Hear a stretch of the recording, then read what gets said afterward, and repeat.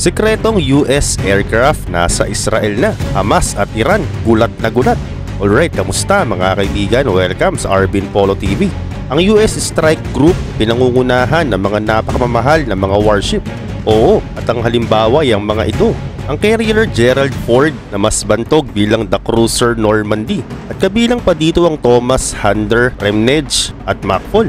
At lahat ng yan ay pumunta sa Eastern Mediterranean Sea bilang suporta sa Israel. At bukod pa dito pumunta din sa lugar ang 4 na makabagong 5th generation ng F-35C fighter bombers. Kasama pa ang 4th generation FA-18 Hornet fighter bombers. At hindi pa yan, dahil meron ding 4 na carriers ng Tomahawk strike missiles ang pumunta din sa Middle East. At FYI, ang Tomahawk po ay kayang umabot ng hanggang 1,100 km. Pero malaking katanungan dito, bakit kinakailangan ng US ng ganitong kalakas na puwersa sa Middle East? At yan ang ating buong aalamin. Opisyal lang sinabi ng US official na kaya sila nagpadala ng mga aircraft carrier sa Middle East ay para hadlangan kung sakali ang mga pag-atake sa Israel ng mga kapitbahay nitong mga bansa. Kabilang dito ang Iran at Lebanon. Maraming sang-ayon ng mga eksperto ng aircraft carrier strike groups ay may kakayahang pahintuin ng ibang mga estado na makialam sa digmaan ng Israel at Hamas. Pero hindi lang yan ang dahilan. Dahil ang mga bansang halos katabi ng Israel, especially Iran, ay mayroong mga malalakas na missiles. Kaya naman nasa likod nila ang US para harangin ng mga ito. Silang tiga-protekta ng teritoryo mula sa mga missiles na titira sa kanila ng kalaban. At ginagawa na nga nila ito. Oo, ang Yemen Houthis, na kaalyado ng Iran, isinubukang mag-launch ng missiles sa tagpalipad pa nga sila ng kamikaze drones papuntang Israel. Dahil ang missiles ay tatawid sa buong Red Sea bago tumama sa Israel, ay na-counter agad ito ng US Navy ship. At sa katunayan, kayang mag-deploy ng US ng napakaraming ganito sa buong Middle East para protektahan ng Israel. At sinabi nila na handa na nga sila sa malawakang digmaan kung sakaling personal na ditong makialam ang Iran. Pero ang puwersa ba ng US na nasa Middle East ay sapat na para hindi makialam ang Iran? Sa katunayan, sa makalipas sa 2 dekada, ang Iran po, bagamat maraming sanctions, ay nagawa na po nilang makapagtayo ng napakalakas na puwersa militar. At ang puwersa na sinasabi ko ay binubuo po ng mga makabagong long-range missiles, mga attack drones, at iba pang mga makapangyarihang armas. Pero ilis natin ng konti ang usapan. Ngayon tignan natin kung paano gaganapan ng US ang Iran kung sakaling makialam na nga ito sa digmaan. Sa una, gagamitan ito ng US ng pinakamakapangyarihan nilang warship sa mundo. At ito nga yung aircraft carrier Gerald Ford. Ang aircraft carrier Gerald Ford na may sakay na CVN-78 ay nakadaong sa Newport News Shipyard, Virginia noong 2005. At ang halaga nito ay nakakalulang $12.8 billion o sa peso kulang-kulang 700 billion pesos ang isa. At ang 10 aircraft carrier naman ng US ay meron naman itong bit-bit ng mga nuclear-powered. Sa makatuwid, merong 11 na aircraft carrier ngayon ng US. Ganun pa man noong October 2013, ang Gerald Ford ay nagsimula na mag-operate. At noong 2017 naman sumama naman ito sa North Atlantic at tinugurian itong ikalawang fleet na pumunta sa North Atlantic. Ang Gerald Ford ay may habang 337 meter o 1,105 feet. May lapad naman siyang 78 meters o 256 feet. At ang laki nito mula baba hanggang itaas ay katumbas na o mas malaki pa sa 10 palapag na gusali. At bagamat napakalaki niya ay di ibig sabihin na mabagal siya. Kung sa taas ka titingin habang siya'y umaandar sa may dagat ay para siyang isang malaking syudad na umaandar sa bilis ng 48 km per hour. At ang ship na rin na ito ay merong sakay na 4,539 crew. At nahati ang mga crew na ito sa mga crew members, mga officials at karamihan sa kanila ay mga air crews. Yun pa man, kaya nitong magdala ng 90 combat helicopters na kayang mag-load ng 48 na multi-role fighters. Ang maganda pa sa Gerald Ford ay meron itong 2 quadrants. Isang 24 units ng 4th generation FA-18 Hornet deck fighter bombers at 2 5th generation ng F-35C multi-role fighters bombers. At ika-4 din po ang Gerald Ford sa US Navy aircraft carrier na kayang makapagbitbit ng deck-mounted F-35C fighter. At ang astig pa, ito'y marami ding sakay na stealth aircraft na kayang magmanman sa iba't ibang panig ng mundo. Ang F-35C din ay modified na, kaya naman kaya niyang lumipad agad ng mabilis at kaya niya ding lumanding ng pa-vertical. At kapag papali pa rin na nga siya, ginagamitan pa nga siya ng carrier deck na merong hook at special na catapult.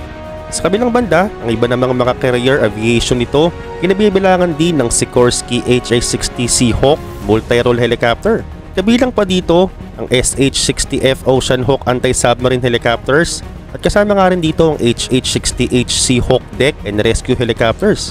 At narito rin po ang Sikorsky CH-53 Sea Stallion, isang heavy amphibious transport helicopters.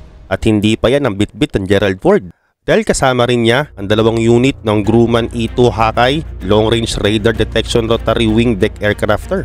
Ang galing, no?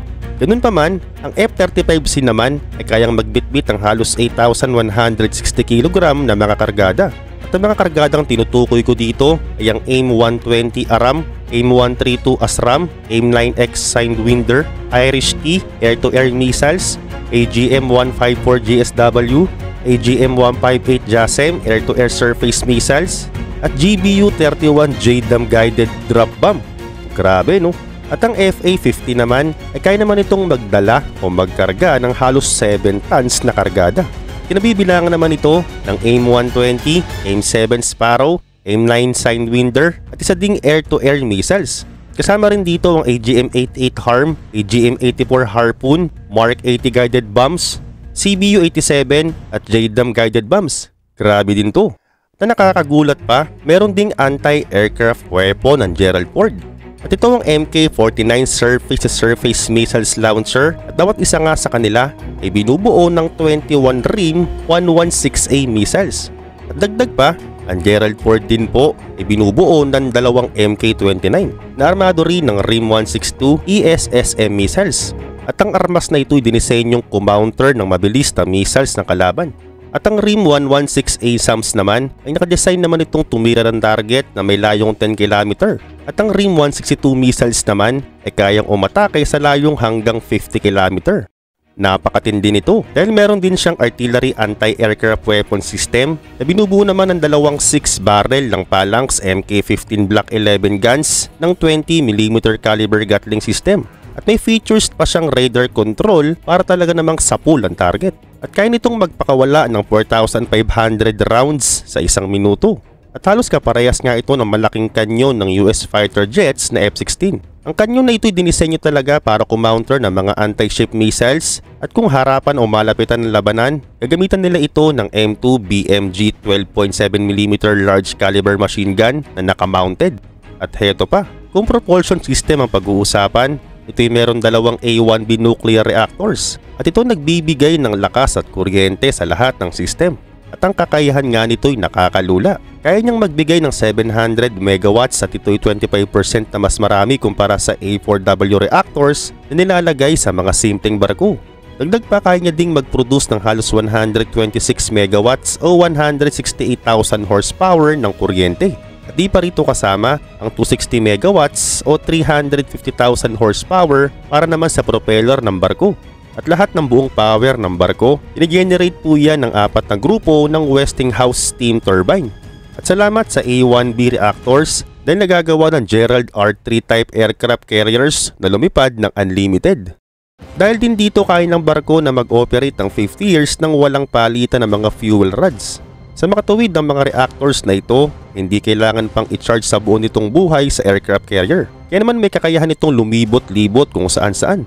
Yun pa man ang Gerald Ford din, may naka-install po ditong mga bagong catapults EMALS electromagnetic at hindi na po ito gumagamit pa ng mga steam para umandar. Kaya naman pag lumipad na ang mga jet, hindi na ito makakakita pa ng mga singaw na galing sa mga ulap.